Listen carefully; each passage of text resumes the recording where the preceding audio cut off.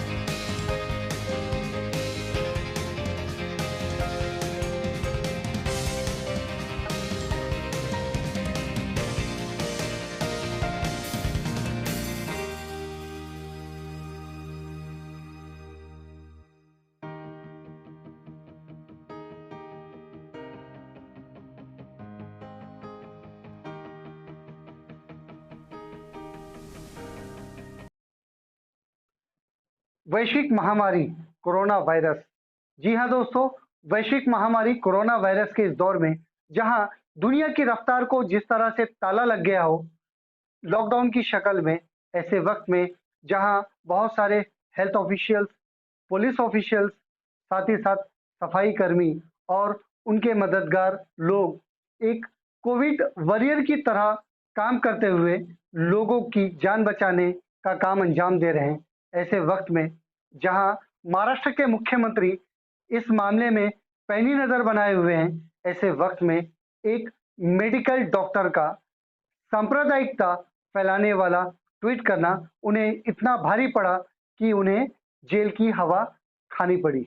जी हाँ दोस्तों, हम बात कर रहे हैं नागपुर शहर के डॉक्टर सतीश सोनार के बारे में, और साथ ही साथ हम बात करेंगे दिल्ली एम्स के एक डॉक्टर जाहिद के बारे में, जिन्होंने अपनी जान की न परवाह करते हुए एक पेशेंट की जान बचाई। जी हाँ दोस्तों, ये दोनों स्टोरी पे आइए डालते हैं एक नजर। डॉक्टर सतीश सोनार को एक ट्वीट करना इतना भारी पड़ गया कि उन्हें उनके घर से गिरफ्तार किया गया। मामला कुछ इस तरह से है, डॉक्टर सतीश सोनार ने 23 अप्रैल 2020 को एक ट्वीट किया था जिसमें उन्होंने सांप्रदायिकता फैलाते हुए ये कहा था कि मुसलमानों के खिलाफ असासिनेशन की जो बात मुसलमान कर रहे हैं, तो क्यों ना इनका ये कत्लेआम शुरू ही कर दिया जाए और उनको दुनिया के नक्शे से हटा दिया जाए। ऐसे वक्त में समाज के कुछ समझदार लोगों की नजर उस ट्वीट पे पड़ी और उनमें से एक शाहबाज सिद्दीकी ने ताबड़तोब गिट्टी खदान पुलिस स्टेशन पहुंच के उनके खिलाफ एफआईआर लॉन्च किया और गिट्टी खदान पुलिस स्टेशन ने उन्हें उनके घर मनीष नगर से गिरफ्तार किया और धारा 295 ए, 5052, 295, 294 और 188 के तहत मामला दर्ज करते हुए उनके खिलाफ कार्रवाई शुरू कर दी और उन्हें हवालात में भेजा गया। दोस्तों, यही वो ट्वीट है जिसमें उन्होंने ये सांप्रदायिकता फैलाने की बात कही है।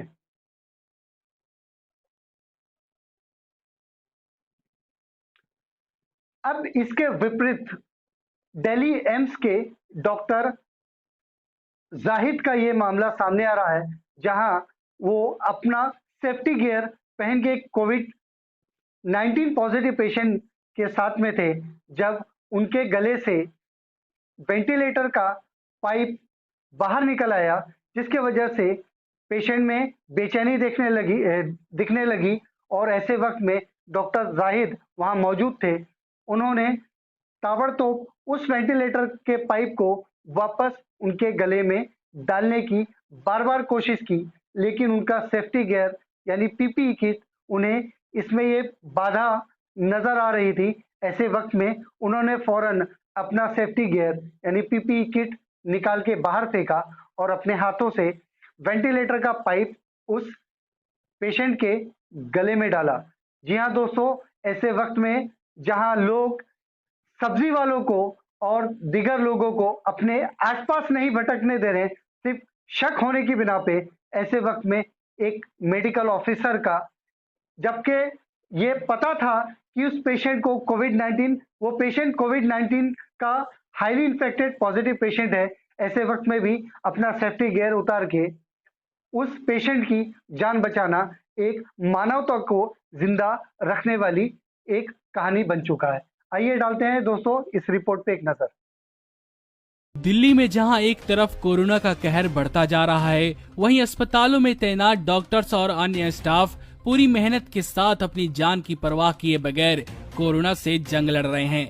आपको बता दें कि दिल्ली स्थित एम्स अस्पताल के एक सीनियर मुस्लिम डॉक्टर ने कोरोना वायरस से संक्रमित एक गंभीर व्यक्ति की जान बचाने के लिए प्रोटेक्टिव गियर को भी फेंक दिया। इसके बाद डॉक्टर को 14 दिन के लिए क्वारंटाइन होने की सलाह दी गई है। एनडीटीवी के मुताबिक एम्स रेजिडेंट डॉक्टर एसोसिएशन के महासचिव टी श्रीनिवास राजकुमार ने बताया कि डॉक्टर जाहिद अब्दुल मजीद ने कोरोना संक्रमित एक व्यक्ति को एम्स के ट्रॉमा सेंटर में बने आईसीयू में शिफ्ट करने के लिए बुलाया था। तब तक जाहिद को अपना रोजा खोलने का भी मौका नहीं मिला था। डॉक्टर जाहिद जम्मू कश्मीर के अनंतनाग जिले के रहने वाले हैं। जब डॉक्टर जाहिद मजीद एम्बुलेंस के पास पहुंचे तो मरीज को सांस लेने में दिक्कत होने लगी और उन्हें ऐसा लगा कि मरीज की सांस लेने वाली नली निकल गई है। यह घटना शुक्रवार रात को 2 बजे हुई।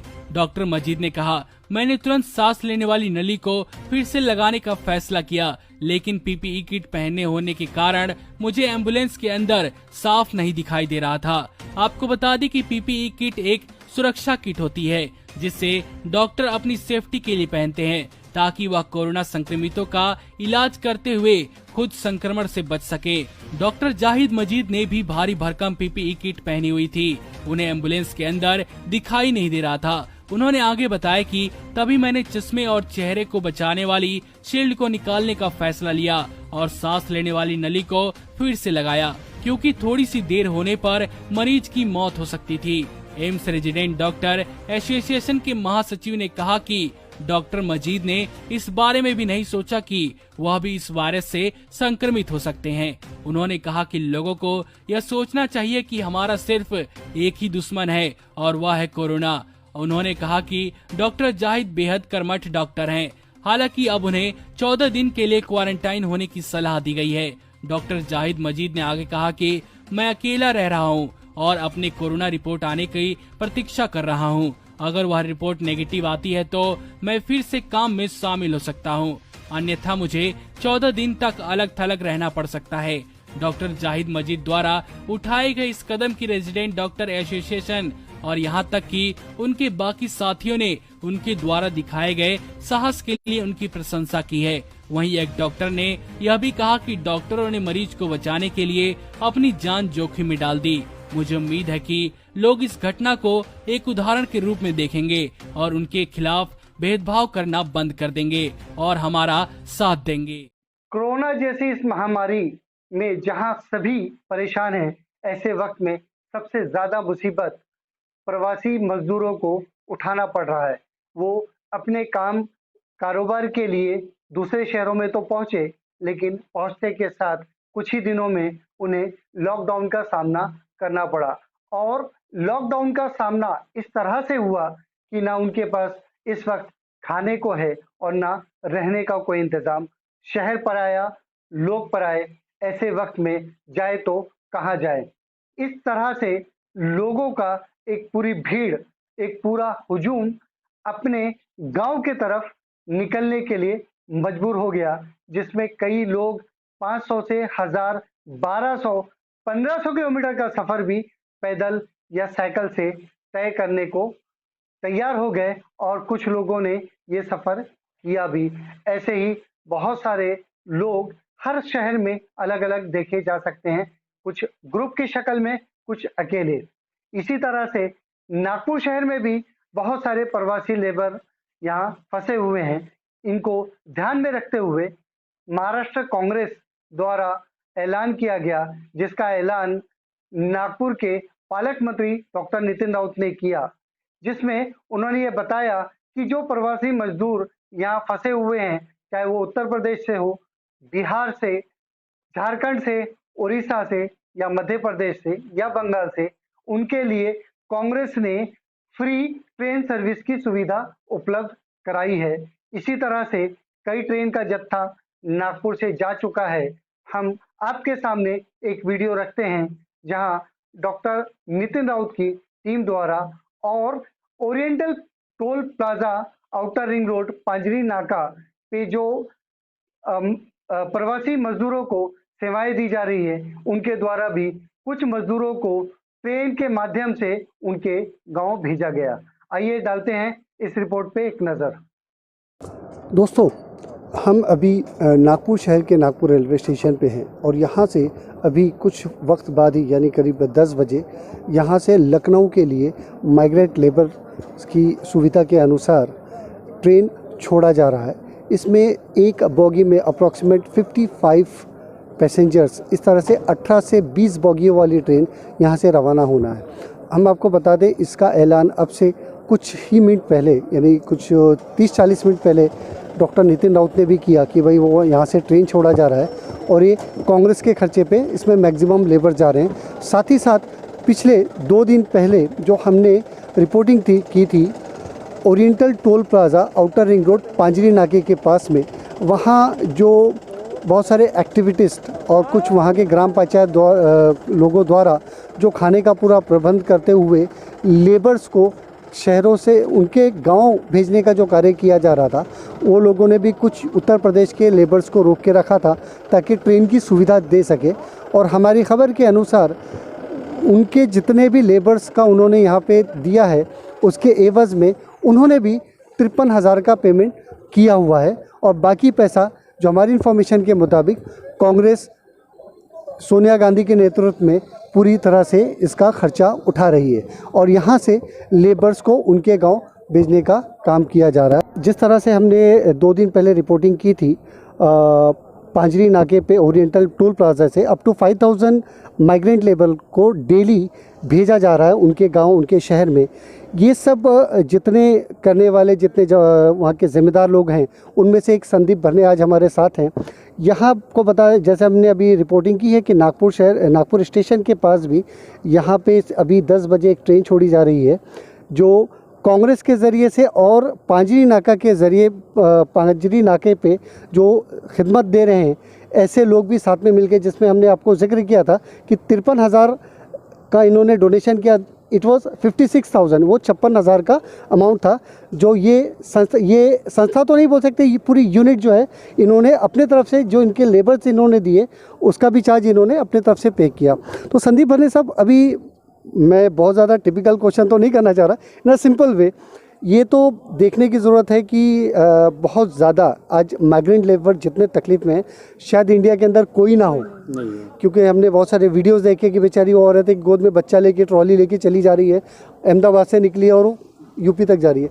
तो ये कैसे, क्या यानी ये चीज़ एक्चुअल में काम करने लायक थी, लेकिन आपने इसी को कैसे पकड़ा? और भी बहुत सारे लोग दूसरे काम कर रहे हैं। ये अब देखिए कि अब हमने देखा कि वहाँ से, जैसा अभी ओरिएंटल से हमने थोड़ा सा काम स्टार्ट किया इनिशियल डेज़ में 8-10 दिन पहले, हमने देखा कि कुछ थोड़े बहुत लेबर जो है आसपास के वहाँ पे आ रहे हैं और वो उनको बस नहीं थी, ट्रेन नहीं थी, कोई भी उनके पास सुविधा नहीं थी, तो वो कैसे भी पैदल चल के 8 दिन से तेलंगाना से और अलग अलग डिस्ट्रिक्ट से वो लोग यूपी, बिहार और मध्य प्रदेश, झारखंड यहाँ तक के जा रहे थे। तो हम लोगों ने फिर वहाँ पे एडिशनल कमिश्नर ऑफ पुलिस जो है नीलेश भरने साहब है, जो हमारे मार्गदर्शक है, उनके इसमें हम लोगों ने वो काम शुरुआत किया। पहले हम लोगों ने अभिजीत ग्रुप ऑफ बंजारी जो है उनसे पहले कुछ बसेस का हमने जिक्र किया, जो उन्होंने हमको 5 बसेस फर्स्ट डे में हमको अलॉट किया। फिर हमारी 5 बसेस जो है वो एमपी बॉर्डर जो है खवासा और छत्तीसगढ़ का जो बॉर्डर है देवरी, वहाँ तक के हम लोगों ने पहले दिन में 10 बसेस छोड़े। फिर उसके बाद में दूसरे दिन 15 बसेस और उसके बाद में धीरे धीरे करते हम आज 25 बसेस तक के वहाँ के माइग्रेंट लेबर को छोड़ने की कोशिश कर रहे हैं, क्योंकि इनके पास में पैसा भी नहीं है। ये लोग 1 महीना 1.5 महीना वहाँ रुकने के बाद में इनके जो कॉन्ट्रैक्टर्स है वो भाग गए हैं, इनको खाने का पैसा नहीं है, इनको चलने के सिवा और दूसरा इनके पास में कोई पर्याय नहीं है। सरकार की तरफ से इनको कोई ऐसी मदद नहीं दी जा रही है कि इनको कहीं से कोई सुविधा प्रोवाइड कर सके। तो हम लोग कोशिश कर रहे हैं इन लोगों को, जो भी एनजीओज वहाँ जुड़े हुए हैं, तो इनके पाँव में बहुत सारे छाले आ गए हैं, कुछ गर्भवती महिलाएं हैं, कुछ बहुत ही बूढ़े लोग हैं जो चल नहीं पाते हैं। तो ऐसे लोग हम लोगों ने वहाँ पे आइडेंटिफाई किया और अभी हम लोग बूढ़ों के लिए, औरतों के लिए और छोटे बच्चों के लिए स्पेशल अभी रांची हो, बिहार हो, झारखंड हो, उत्तर प्रदेश हो, तो इस जिले में हम लोग अभी बस से लोगों को भेज रहे हैं। अभी आज हमने करीबन 150 लोगों को यहाँ से जो है हमने सारों लोगों ने कंट्रीब्यूट किया और 150 लोगों को हमने यहाँ से अभी ट्रेन में बिठाया है और अब ये सारे के सारे लोग जो है वो इलाहाबाद के लिए रवाना हो रहे हैं। अभी 10 बजे का ट्रेन है वो। अच्छा, मेरा आपसे एक सवाल था। अभी एक अलग सी बात हमें वहाँ पता चली कि लेडीज़ के लिए स्पेशली वहाँ इवन सैनिटरी पैड का भी अरेंजमेंट आप लोगों के ज़रिए से किया गया। हाँ, वहाँ पे एक्चुअली ध्यान में जब आ गया तो ये हमारी सुषमा मैडम है, तो इन्होंने बेसिकली उसके लिए इनिशिएटिव लिया और जो सैनिटरी नैपकिन्स है उसको लाना उन्होंने चालू कर दिया, क्योंकि वहाँ पे ध्यान में आ गए थे कि औरतों को ये भी प्रॉब्लम है कि उनके पास सैनिटरी नैपकिन्स नहीं है। तो इसके कारण वो भी एक थ्रू द डोनेशंस वो भी एक काम हो गया। जिसके कारण उन लोगों को हम वो देते गए। दूसरी बहुत ही महत्वपूर्ण बात यह है कि वहाँ पे कुछ महिलाएं जो थी 8 मंथ्स प्रेग्नेंट वाली ऐसी औरतें चलते हुए आई थी, उनके लिए हमने स्पेशली एम्बुलेंस उनके लिए अरेंज किया। उसके लिए हमारे यहाँ के नागपुर के जिलाधिकारी जो है रविंद्र ठाकरे साहब जो है, उन्होंने हमको बहुत ही कम समय में वो एम्बुलेंस हमको अरेंज करके दिया, जिसके कारण हम कम से कम 5 लोगों को हम बहुत अच्छे से उनके घर तक हमने छोड़ दिया। तो इतना मुझे लगता है कि ये सभी का सहयोग के कारण ये पूरा काम हो रहा है, हर एक जन इसमें काम कर रहा है। मैम, हमने सुना एक लेडी को वहाँ प्रेग्नेंट लेडी को वहाँ बच्चा भी हुआ जो है जी, वो हमारे यहाँ पे थी और फिर कुछ समय तक के वो एक लेडी जो थी वो हमारे वहाँ पे कैंप में रुकी थी। लेबर बेस कैंप हमने वहाँ बनाया है पांजरा में, तो वहाँ पे वो रुकी और फिर कुछ समय बाद में वो थोड़ा सा पारडी नाका तक गई। तो पारडी नाका तक पैदल जाने के बाद में उसका वहाँ पे जो है वो उसको बच्चा हो गया वहाँ पे। तो वो ऐसे भी बहुत ही विकट परिस्थिति और कठिन परिस्थिति से और बहुत ही तकलीफ से ये जो हमारा जो मेन बैकबोन है हमारी इकोनॉमी का जो लेबर क्लास है, जिसके ऊपर हमारी सरकार या हम लोग कॉन्सेंट्रेट नहीं कर पा रहे, जो इतने तकलीफ से मुश्किल से आज जो जा रहे पैदल चल रहे, धूप में चल रहे हैं, 8-8 दिन पैदल चलने के बाद उनको ना कोई खाने को पूछ रहा है, ना कोई उनको पानी को पूछ रहा है। ऐसे परिस्थिति में आज अगर हमारा ये मजदूर भाई अगर अपने जगह जाएगा तो ये क्या सोचेगा हमारे प्रदेश के बारे में, जहाँ ये आता है, यहाँ काम करता है और हमारी इकोनॉमी को ये करता है, तो ये कहाँ तक के ये कर पाएंगे आगे में। ये संदर्भ में मैं एक बात बहुत ही अच्छे से करना चाहूँगी। हमारा एरिया जो है सोनेगांव करके, वहाँ पे 70 मजदूर जो है एमपी के, वो पूरे फंस गए थे।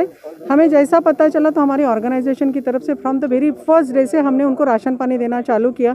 और जब ये काम चालू हो गया दैट टाइम हमने उनके लिए एक बस अरेंज करके उन लोगों को बहुत ही अच्छे से, मुझे बहुत ही बात का सुकून मिलता है कि मेरे जो मजदूर थे उनको यानी बिल्कुल घर से निकले तो वहाँ तक उनको पैदल चलने का ज़रूरत नहीं पड़ा। और वो आज मेरे को एकदम हर दिन मेरे को फ़ोन करते कि मैडम जी हम आपके बहुत आभारी हैं, आपके कारण हम लोग इतना अच्छे से पहुंच गए। मुझे ऐसा लगता है कि ये वाला इनिशिएटिव हर जगह से अगर हो जाता था ना तो कोई मज़दूर को कोई प्रॉब्लम नहीं आती थी। और इसमें और एक बात बहुत दुख की ये लगती है कि ये जो लॉकडाउन वाला मैटर है अभी वो बोलना चाहिए, मुझे लगता बोलना ही चाहिए, क्योंकि लॉकडाउन का जो अनाउंसमेंट हुआ ना, वो अनाउंसमेंट 8 दिन का पहले अगर होता था ना तो ये कोई भी मज़दूर को कोई प्रॉब्लम नहीं आती थी। आज मज़दूर लोग, मैंने कल रात में मैं जब जा रही थी तब कुछ बच्चे जो स्ट्रे डॉग्स रहते हैं उनके लिए वो अपने थैली में कुछ सामान लाके उनको खाना खिला रहे थे। वो कुत्ते भी उनके आजू बाजू में इतना खुशी से नाच रहे थे। वो देख के मुझे लगा कि यहाँ पे कुत्तों की जो जिस तरह से केयर किए जाते हैं, पर यहाँ पे आदमी की केयर जो है वो नहीं हो रही है। बहुत दुख लगा कल का वो पूरा देखा मैंने कि बच्चे स्ट्रे डॉग का तो बहुत अच्छा ख्याल रख रहे हैं, पर हमारा जो केंद्र सरकार है, मुझे ऐसा लगता है कि सचमुच लोगों की बहुत केयर करना चाहिए था, बहुत केयर करना जरूरी है। और अभी हमारे लिए एक बहुत अच्छी बात ये होंगी कि जो लेबर क्लास जो यहाँ से जा रही है ना, ये जान के आपको बहुत खुशी होगी कि वो हमसे यहाँ से हमारा नंबर लेके जाती है और वो घर पहुँच के हमें बताती है कि भैया जी हम घर पहुँच गए हैं, सही सलामत घर पहुँच गए। हमें सुकून मिलता है सब सुन के।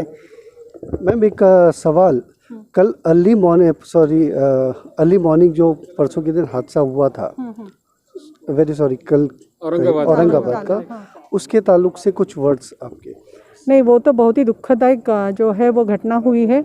मुझे लगता है लोगों का ऐसा हुआ है कि अगर हम हमारे पांजरे नाका से भी देख रहे, हम मजदूर कामगार जो लोग हैं भाई, उनको हम बोलते कि आप रुक जाओ, आपके लिए ट्रेन अरेंज हो जाएंगी या आपके लिए बस अरेंज हो जाएंगी, पर अभी उनका ना कोई बात पे विश्वास भी नहीं रहा है। उनको घर पहुंचना है, एनी हो उनको घर पहुंचना है। जालना ने भी मुझे लगता है कि वहाँ पे भी वैसे हुआ है कि लोगों को घर पहुँचना था, वो निकल पड़े वहाँ से और थक गए और सो गए और ये हादसा हो गया। बहुत दुख वाली बात होगी, ऐसा नहीं होना चाहिए। एज ए ह्यूमन बीइंग मुझे लगता है कि हम सब ह्यूमन बीइंग्स हैं, तो हमारा सबका केयर होना ही चाहिए। आज मेरा यहाँ आने का मकसद यही था कि मैं इन लोगों की एक वीडियो क्लिप बनाने के लिए आया था यहाँ पर, कि जो लेबर्स यहाँ से ट्रेन में जा रहे हैं, ताकि वहाँ जितने लोग हमारा इंतज़ार कर रहे हैं उन्हें हम ये दिखा सके कि देखिए आप पेशेंस रखिए, एक दिन आपको भी इसी तरीके से हम अपने घर भेजेंगे।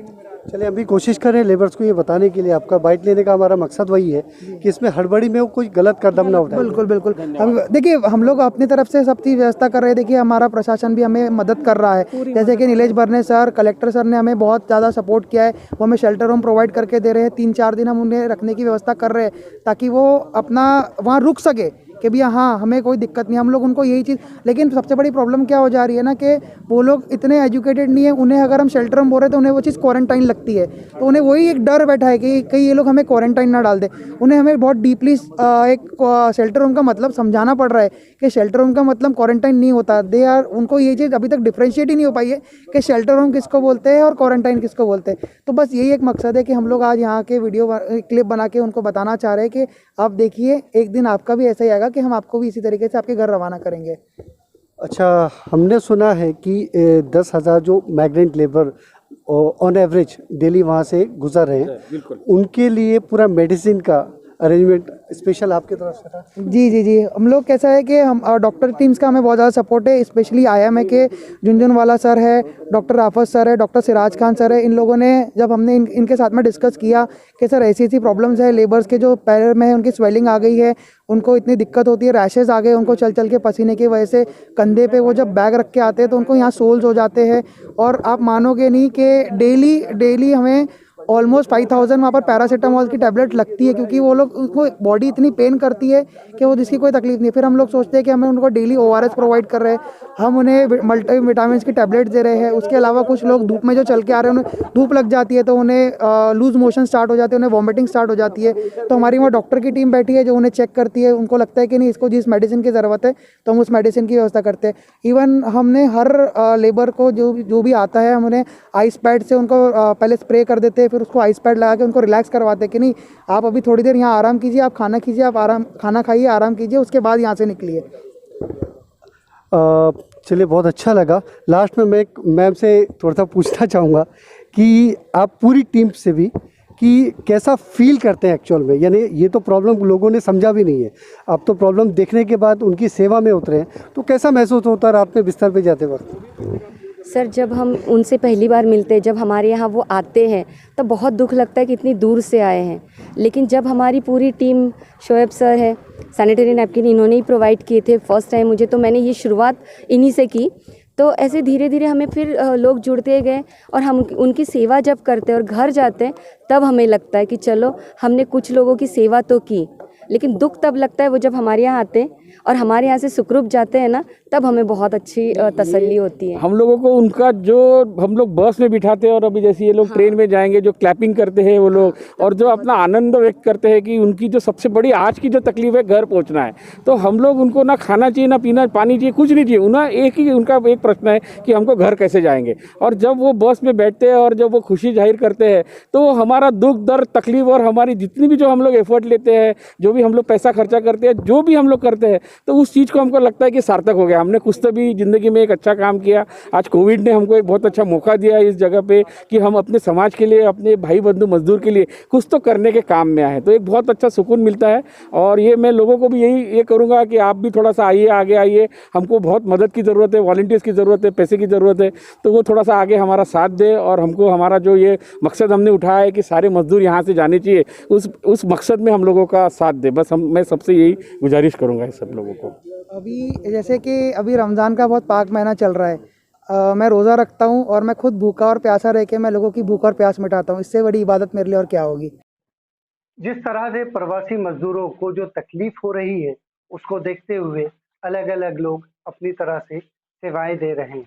इसी तरह से प्रवासी मजदूरों को जाने के लिए कांग्रेस पार्टी द्वारा जो व्यवस्था की गई है उसके ताल्लुक से हमने कांग्रेस के कुछ कार्यकर्ताओं से बात की है। आइए डालते हैं वीडियो पे एक नज़र। तकरीबन यहाँ से जो है डिस्टेंस जो बताया जा रहा है वो 1161 किलोमीटर गाड़ी जाएगी और ऑपरेटिंग स्टॉप लिया जाएगा, जहाँ खाना पानी वगैरह के लिए जहाँ स्टॉप आता है तो वहाँ उनको खाना पानी वगैरह दिया जाएगा। और 1161 का जो है डिस्टेंस है किलोमीटर का। ये देखिए नज़र आ रहा है यहाँ से लेबर। ये देखिए उनको जो है सैनिटाइज़ किया जा रहा है, पहले सैनिटाइज़ करके उनको सैनिटाइज़ किया जा रहा है। सैनिटाइज़ करने के बाद में उनको आगे में एक उनके लिए एक गिफ्ट पाउच है जिसमें जो है फ्रूट्स है, पानी है, बिस्किट्स है बच्चों के लिए, वो दिया जा रहा है। ये देखिए मेरे सामने देखिए ये नज़र आ रहे हैं। ये देखिए आप देख सकते हैं ये लोग जा रहे हैं।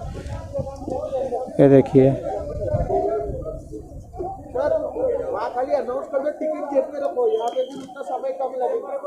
पोस्ट उनको टिकट दे रहे हैं, उनको टिकट दिया जा रहा है, बाकायदा टिकट लेके दे रहे हैं। ये देखिए, और यहाँ तक के टिकट को भी सैनिटाइज़ किया जा रहा है और उनके हाथ को भी सैनिटाइज़ किया गया है। आप देख सकते हैं मेरे सामने यहाँ पे, ये देखो ये लाइन से जा रहे हैं। हमारे पास इतना उन लोगों के पास वक्त नहीं है कि हम उनसे कुछ पूछ सके कि कैसी है।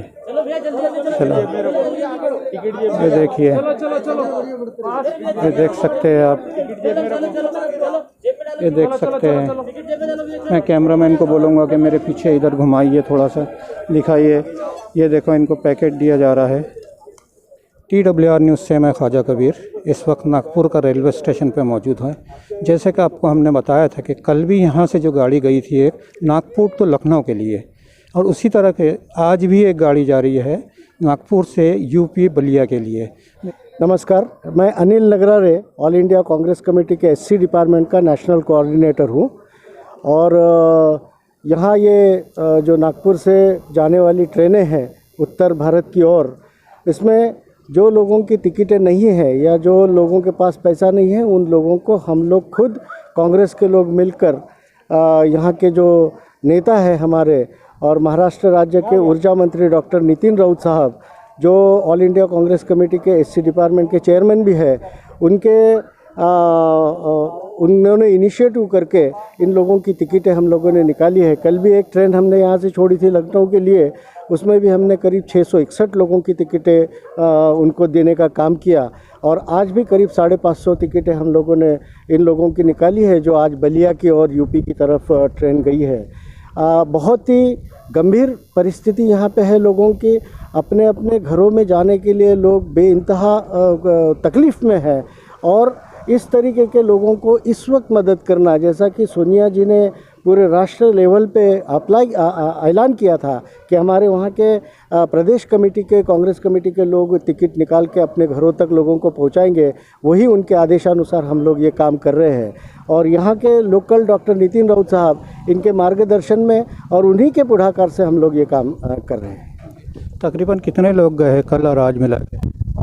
कल तो 900 की ट्रेन गई थी। एक पांजरा की भी कोई NGO है, उन्होंने कुछ लोगों की टिकटें निकाली थी। जैसा कि मैंने बताया 661 टिकटें हम लोगों ने निकाली थी। और आज करीब 565 के करीब टिकटें हम लोगों ने निकाली है, और दूसरी NGO ने कुछ 200-250 टिकट निकाली हुई है। तो मेरे ख्याल से ये 2 दिनों में तो 1800 से 2000 के करीब लोग गए हुए हैं। जो बच्चे हैं लोगों के साथ में, उनकी टिकट नहीं लग रही है, थोड़ा सा रिलैक्सेशन रेलवे ने किया हुआ है। जी। और ये जो मज़दूरों के चेहरों पे खुशी दिख रही है, उसका श्रेय तो आपको जाता है। इसी तरीके से कुछ और लोगों ने आपके जैसा करना चाहिए। कुछ लोग जो है हम देखते हैं कि बहुत पैदल जाते हैं। हमने कल देखा है कि वहाँ से CA रोड से जो है 16 मज़दूर पैदल जा रहे थे। तो इनको भी कहीं ढूंढ के लाया जाए और इनको जो है यहाँ अपने वतन पहुँचाया जाए। जी, बिल्कुल, हमारी तो कोशिश रहेगी। जो हमारे तक पहुँचते हैं उन लोगों को हम पूरी मदद करेंगे, लेकिन इसमें हम कोई श्रेय लेने की बात नहीं करते हैं। हमारा मकसद ये है कि ये मजदूर, ये गरीब लोग अपने घरों तक पहुँचे, उनके परिवार के सदस्यों के साथ में रहे, यही हमारा मकसद है। इसमें बाकी कोई श्रेय लेने की बात नहीं है। और जो भी ज़रूरतमंद या ऐसे जो भटके हुए लोग हैं, प्रशासन के माध्यम से हमको अगर पता चलता है तो उनको भी उनकी टिकटें निकाल के उनके घर तक पहुंचाने का काम कांग्रेस करेगा। यही मेरा निवेदन है। बहुत बहुत धन्यवाद। यहाँ से आज ये चौथी ट्रेन है, श्रमिकों को लेकर जो जाने वाली चौथी ट्रेन है। इसके पहले बिहार चली गई ट्रेन, मुजफ्फरपुर चली गई, लखनऊ चली गई, और आज ये बलिया जाने वाली ट्रेन है। ऐसी ये चौथी ट्रेन आज छूटेगी। और जिस तरह से महाराष्ट्र में हमारी अखिल भारतीय कांग्रेस कमेटी के अध्यक्ष आदरणीय सोनिया गांधी जी ने जो आह्वान किया, गरीब श्रमिकों को उनके घर तक जाने के लिए जो भी मदद और सहकार्य हो सकता, सहायता हो सकती है, तो एक केंद्र सरकार ने दिया कि भाई 85% किराया उनका जाने वाला जो है वो केंद्र सरकार दे रही है। ये सरासर झूठ बात है। आप देखिए, हम लोग कांग्रेस पार्टी के अध्यक्षा सोनिया गांधी के आदेश पर प्रदेश कांग्रेस कमेटी और जितने भी मंत्री कांग्रेस के हैं, यहाँ जैसे नागपुर में पालक मंत्री और राज्य के ऊर्जा मंत्री डॉक्टर नितिन राउत जी हैं, वो पूरी तरीके से सामने आकर इन गरीबों के साथ इस दुख घड़ी में खड़े हैं और उनको जाने का पूरा किराया आज मैं समझता हूँ कि जो नागपुर से बलिया जाने वाली ट्रेन है इसका किराया लगभग 650 रुपया है। 1100 कुछ लोग जाने वाले हैं। अभी तक अंदर ट्रेन में करीब 1100 लोग बैठ चुके हैं और मैं समझता हूँ कि 650 रुपया एक व्यक्ति का किराया, इस तरह से कांग्रेस पार्टी की अध्यक्षा सोनिया गांधी के आदेशानुसार माननीय पालक मंत्री डॉक्टर नितिन राउत जी और कांग्रेस कमेटी के लोग सब मिलकर इस किराए को वहन कर रहे हैं और प्रत्येक जाने वाले श्रमिक को जो इस लॉकडाउन में फंसा हुआ है, जिसको अपने घर जाने की चाह है, उसको इस तरीके से हम लोग मदद कर रहे हैं। इसमें पूरा पैसा कांग्रेस पार्टी का, कांग्रेस के कार्यकर्ताओं को द्वारा दिया गया पैसा है। किसी भी यात्री से एक पैसा नहीं लिया गया और जो केंद्र सरकार जो एक भ्रम फैला रही लोगों में कि 85% केंद्र सरकार दे रही है, ये सरासर झूठ और इन नागरिकों के साथ, इन श्रमिकों के साथ धोखाधड़ी है। मैंने सुना है कि पांजरे का जो ओरिएंट प्लाजा है, कुछ वहाँ एनजीओ काम कर रहा है, कुछ वो भी शेयरिंग कर रहा है। निश्चित ये जो तकलीफ का समय है, जिसको जहाँ जहाँ मौका मिल रहा है, देखिए ये इंसानियत की बात है। ये समय राजनीति करने का नहीं है, ये समय झूठ बोलने का नहीं है। ये समय जो आपके दर पे आया है, जो आपके नज़र में आया है, आपको उसका मसीहा बन के उसको सहायता करनी है। विभिन्न तरीके के यहाँ एनजीओज़ है जो यहाँ काम कर रहे हैं और यही नहीं, अभी तो पूरे देश में काम कर रहे हैं। मैं तहे दिल से कांग्रेस पार्टी की ओर से, कांग्रेस का महाराष्ट्र प्रदेश कांग्रेस कमेटी का प्रवक्ता इस नाते, उन सभी तमाम एनजीओ का भी तहे दिल से शुक्रिया अदा करूँगा कि जो इस दुख के तकलीफ के समय में इन सर्वसामान्य और आम श्रमिकों के साथ खड़े हैं। एक लास्ट क्वेश्चन था मेरा कि आप क्या मैसेज देना चाहिए और लोगों को, जो आप जो कार्य कर रहे हैं और लोग भी उसमें सहायता करें और वैसे कार्य करें। मैं बहुत अच्छा आपने एक सवाल यहाँ उपस्थित किया। ये तकलीफ़, मेरी उम्र 55 साल हो गई, मैंने आज तक ये दिन नहीं देखे जो ये घड़ी और ये समय जो निकल गया और जो अभी वर्तमान में जारी है। मैं समझता हूँ कि आने वाले हमारी पीढ़ी को, ना हमारे पहले वाली पीढ़ी को, ना हमारे बाद वाली पीढ़ी को इस तरह का समय देखने को मिला होगा। ये समय बहुत दुख भरा, तकलीफ़ भरा है। देखिए 1000 किलोमीटर, 1100, 1200, 1500 किलोमीटर से श्रमिक, बीबी, बच्चे, सामान लेकर, छोटे छोटे बच्चे ये तपती धूप में आ रहे हैं और तमाम गैर राजनीतिक सामाजिक संगठन, एनजीओज उनके लिए आ रही है। उसी तरह से कांग्रेस पार्टी भी उन गरीबों के लिए, उन श्रमिकों के लिए खड़ी है। मैं समझता हूँ कि ये बहुत जल्दी ख़त्म होने वाला दौर नहीं है, ये दौर आगे भी चलेगा और मैं समझता हूँ कि तमाम इस देश के नागरिकों ने इस दुख की घड़ी में इन लोगों के लिए एक दीवार बनकर खड़ा होने चाहिए और जिससे जहाँ भी जैसे भी सहायता हो सकती है, इन तमाम लोगों को सहायता करके उनके निर्धारित स्थान तक उनको पहुँचाने का यदि सहायता और सहयोग करें तो मुझे लगता है कि निश्चित ही एक सत्कर्म होगा और इस समाज में हम एक अपनी जिम्मेदारी को निभा सकेंगे, उस जिम्मेदारी का वहन कर सकेंगे। वैश्विक महामारी कोरोना के इस दौर में जहां लोगों को अलग अलग तरीके से परेशानियां हो रही हैं, ऐसे वक्त में बहुत सी संस्थाएं अपनी सेवाएं ऐसे ज़रूरतमंदों को दे रही है। इसी तरह से एक संस्था माँ फाउंडेशन भी हमारे सामने है। हमारी टीम ने, हमने उससे बात की है, जहां बहुत सारे जगहों पे ये खाना, बिस्किट, पानी जैसी भी चीज़ें अवेलेबल करवाते हैं। उसी तरह से ओरिएंटल टोल नाके पे भी इनके तरफ से सेवाएं दी गई हैं और जो प्रवासी मजदूर रेलवे थ्रू अपने गांव वापस जा रहे हैं, ऐसे लोगों को भी माँ फाउंडेशन द्वारा बहुत सारे चीज़ें अवेलेबल करवाई गई, जिसमें खाना, पानी और ज़रूरत के कुछ सामान भी हैं। इसी वक्त में माँ फाउंडेशन के कुछ एक्टिविटीज़ से हमारी बातचीत हुई है। आइए डालते हैं वीडियो पे एक नज़र। दोस्तों, पांजरी नाके पे जो पूरी सर्विस दे रहे हैं माइग्रेंट लेबर को, उसके अंदर अलग अलग बहुत सारी संस्थाएं काम कर रही हैं। उसमें से नागपुर ग्रुप ऑफ फ्रेंड्स का एक जत्था भी है जो कम ज़्यादा वहाँ मैक्सिमम लोगों के लिए खाने की सुविधा का अरेंजमेंट कर रहा है। ये साथ ही अभी यहाँ नागपुर रेलवे स्टेशन पे जो माइग्रेंट लेबर को यहाँ से लखनऊ भेजा जा रहा है, वो लेबर्स को भी खाने का सुविधा और साथ में जो बेसिक उनको रिक्वायरमेंट है उसका अरेंजमेंट करने के हिसाब से अभी यहाँ पहुँचे हुए थे। आइए बात करते हैं।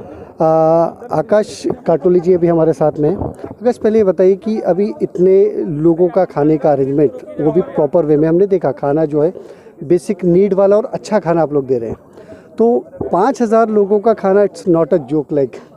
तो कैसे क्या अरेंजमेंट हुआ, सबसे पहला मैं पूछना चाहूँगा आपसे। इसके पीछे सबसे पहले तो मैं यही कहूँ कि जो हमारी टीम है सबसे बड़ा श्रेय उनको जाता है, बिकॉज़ इतने सारे लोगों का खाना बनाने का जो काम है ये पूरा काम हमारी टीम ही करती है। जो हमारे वॉलंटियर्स है, जो हमारे कार्यकर्ता हैं, यही करते हैं।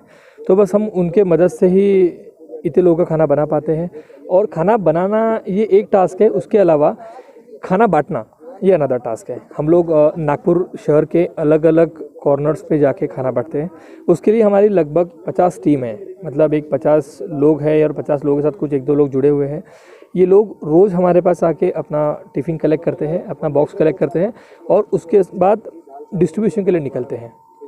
तो डिस्ट्रीब्यूशन वाला जो पार्ट है वो भी, जैसे आप स्थिति देख रहे हैं, स्थिति काफ़ी टास्क है, वो भी बहुत बड़ा टास्क है। और उसके अलावा जो हम उनको, हमारे वॉलंटियर्स को कोरोना योद्धा बोलते हैं, कोरोना वॉरियर्स बोलते हैं। So they are our real warriors, कि अगर वो नहीं होते तो शायद हम लोग 1,55,000 लोगों तक पहुँचे। आज हम लोग 1,55,000 का आंकड़ा क्रॉस किए, वो सब उनकी वजह से है। और उसके अलावा जैसे कि फंडिंग, तो बहुत सारे दानदाता हैं, बहुत सारे डोनर्स हैं जो आगे आके हमको डोनेट कर रहे हैं। हम लोग राशन किट राशन मतलब जो रॉ राशन किट्स है वो हम लोग एक्सेप्ट कर रहे हैं, तो वो हम लोग ले रहे हैं। तो जैसे जैसे हमारा डोनेशन आते जाता है हम लोग इसको कंटिन्यू करते हैं। और हमारी बिल्कुल तैयारी है, जब तक लॉकडाउन नहीं उठेगा तब तक हम ये कार्य करते रहेंगे। और हमारा प्रयास यही रहेगा कि कोई भी, जब तक माघ रुपए हमारे नज़र में जो आएगा हम लोग उसको भूखा नहीं रहने देंगे। अच्छा, ये पूरा जो आप लोग काम करें, खिदमत का काम हम लोग कहते हैं उसे, तो उसके अंदर में गवर्नमेंट की तरफ से क्या परेशानी आ रही है कुछ मैं तो कहूँगा गवर्नमेंट की तरफ से हमें बहुत सारी सहायता मिल रही है, परेशानियाँ बिल्कुल नहीं आ रही है। हम लोग नागपुर महानगर पालिका के साथ मिलकर काम कर रहे हैं, उसके अलावा नागपुर पुलिस के साथ भी मिलकर काम कर रहे हैं। जो हमें आवश्यक सहायता है हमें दोनों डिपार्टमेंट की तरफ से पूरी मिल रही है। मिलिंद जी मेश्राम जो NMC में है, उनकी तरफ से हमें जो भी बेसिक जो हमें मदद लगती है वो मिल रही है। बाकी भरने सर है, उनकी तरफ से भी हमें तकलीफ़ कहीं नहीं होती है। हमारी टीम खाना बांटने के लिए जाती है तो कहीं पे भी हमारे वॉलंटियर्स को, जितने भी हमारे लोग हैं, हमको कहीं भी तकलीफ, पूरा सपोर्ट है। पुलिस टीम का ही पूरा सपोर्ट है, उसके अलावा NMC का पूरा सपोर्ट है हमारी टीम को।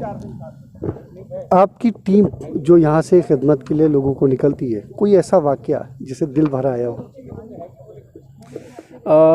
मैं शेयर तो ये करना चाहूँगा कि जब हमारी टीम कुछ अभी आज ही का किस्सा है कि हमारी टीम के कुछ कार्यकर्ता जब सब्जी लेने के लिए गए तो सब्जी का भाव उसने बताया 10 रुपये किलो। जब उसने कार्ड देखा कि ये माघ ग्रुप से है तो उसने एकदम आधा कर दिया। उसने कहा कि सर आप माघ ग्रुप से है, आपको सिर्फ 5 रुपये किलो, मतलब डायरेक्ट उसने 50% ऑफ करके हमको 5 रुपये किलो से जो आज कद्दू हम लोग खरीद रहे थे उसने वो रोड में दिया है। वैसे बहुत सारे किस्से हमारे कार्यकर्ता हमें रोज़ किसी सुनाते रहते हैं और बड़ा अच्छा लगता है कि माँ ग्रुप का नाम अलग अलग बहुत दूर दूर तक पहुंचा हुआ है, बहुत सारे लोग जानते हैं और बहुत सारे लोगों के मदद के लिए फ़ोन भी आते हैं, तब उन तक भी टिफ़िन वगैरह पहुंचाते हैं, हम लोग खाना घर तक पहुंचाते हैं। ये जो लॉकडाउन किया गया जिसका अभी 43वां-44वां दिन है, इसको आप किस तरह से देखते हैं? लोगों के ऊपर परेशानी के लिए या इस तक, यानी आप इसको किस लेवल से देखते हैं? क्या इसी तरीके से होना चाहिए था या कुछ इंटीमेशन देके होना चाहिए था? सर देखो, ये तो इंटीमेशन देके मेरे हिसाब से पॉसिबल नहीं था, बट ठीक है, ये लॉकडाउन की वजह से एक बहुत बड़ी सीख मिली हुई है। मुझे लगता है बहुत सारे लोगों ने बहुत सारी चीज़ें इस लॉकडाउन में सीखी है और ज़िंदगी में बहुत सारी चीज़ जो कभी नहीं देखी थी ऐसी चीज़ें हम लोग देख रहे हैं। मैं कुछ वाक़या ऐसे थे कि हम लोग सोच नहीं सकते कि हैदराबाद से कोई यूपी बिहार जाएगा पैदल। आज हम लोग ऐसे लोगों को प्रैक्टिकली देख रहे हैं जो लोग हैदराबाद से पैदल आ रहे हैं, नागपुर हमको दिख रहे हैं, उसके बाद आगे जा रहे हैं। कोई लेडी है जो 7 मंथ्स प्रेग्नेंट है, हाथ में और एक बच्चा है, वो बॉम्बे से यहाँ नागपुर पैदल आ रही है। तो ऐसी बहुत ही दर्दनाक किस्से हैं जो हम लोग लॉकडाउन में देख रहे हैं। बीते रविवार जहां भारत में कोरोना के टोटल मरीज 63,000 का आंकड़ा पार कर चुके थे, उसी वक्त में 3,277 नए मामले दर्ज किए गए और 128 लोगों की मौत हो गई। जी हां, ये सिर्फ एक दिन का फिगर है। 3,277 मरीज, 128 मौतें बीते रविवार को हुई। दोस्तों, अगर सोशल डिस्टेंस मेंटेन नहीं होता है और अगर आप बार बार घर से बाहर निकलते हैं और अपना ध्यान नहीं रखते हैं, अपने बच्चों का ध्यान नहीं रखते हैं, तो ये बीमारी आपके घर पे कब पहुंचेगी इसकी कोई गारंटी नहीं। घर में रहें, सुरक्षित रहें। बने रहिए हमारे साथ TWR न्यूज़ से। मैं यूसुफ इकबाल।